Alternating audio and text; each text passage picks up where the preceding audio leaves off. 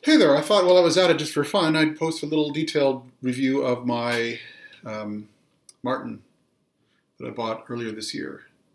This is a 1961 Martin 018 or 018, depending on what word you use. Quite a small body. Let me compare it. Here's my Larrivee. I almost fell off my chair there, I suppose. Here's a Larrivee Dreadnought, and here's the Martin, and you can see how much smaller the Martin is. It really is maybe 2/3 the surface area of the top of a Dreadnought. And I've always been drawn. I have in recent years, been more and more drawn to smaller bodied guitars, just because I like, to my ear, it sounds more balanced. And I like the feel, the aesthetics of playing a smaller instrument. It feels more responsive and dynamic to me than a Dreadnought. So I play the Dreadnought in public. This one has not been out to a gig and may never. I might just play it for recording at home and that kind of stuff. Why did I buy it? I was in a higher end guitar shop in Toronto called 12th Fret in April. I think it was late April. I wasn't really looking for an acoustic guitar any more than you are any other day. I mean, you're always looking for cool instruments when you walk into a store. And it was about 10 minutes before closing time, or 15 minutes before, and this was hanging on the wall near the front of the store. I'd been through the whole store, and on my way out, I pulled it down. And as soon as I started to play it, I knew if I didn't buy it, I would regret it forever. Because it just totally, it's totally what I love about small-bodied acoustic guitar. So what do I mean by that?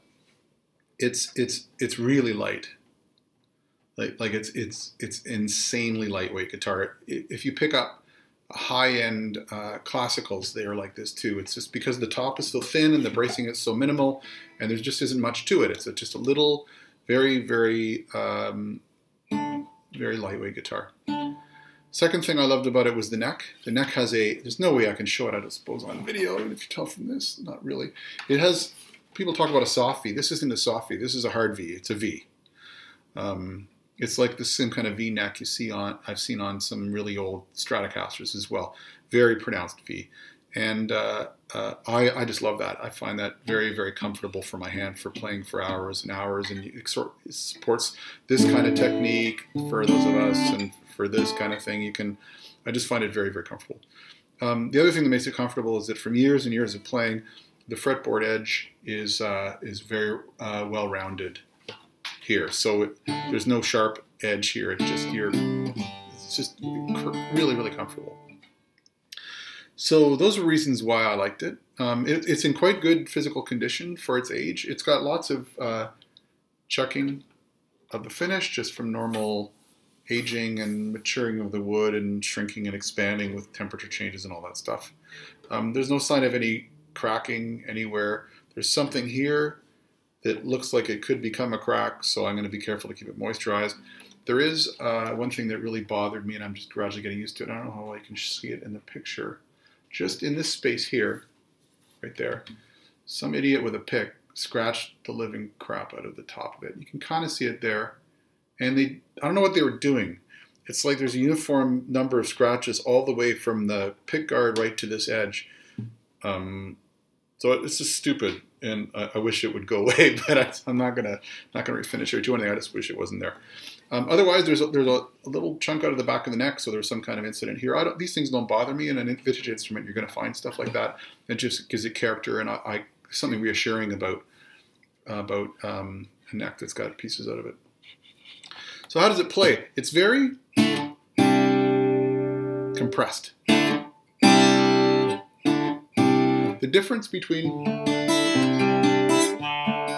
hard and soft playing, and I'm playing, isn't all that great. I don't know if it's to do the physics of the small top with the relatively large volume of air under it, but it's full sounding, but it's compared to a Dreadnought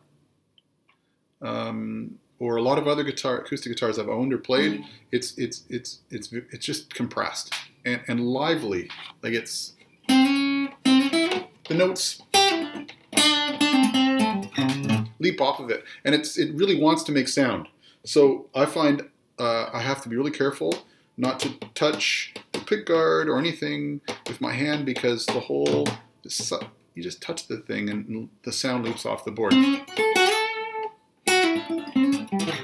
So as a result, when I play this, I try to play it with a lighter touch than I normally might with a dreadnought or something like that. So you notice I'm playing with a pick, which is, these guitars are not supposed to be all that great for, but I totally disagree. Like, I think it sounds great with a pick. Or with your fingers. So that's a quick review of my my Martin. Hope you enjoyed it as much as I like to go. Not really possible, but you know what I mean.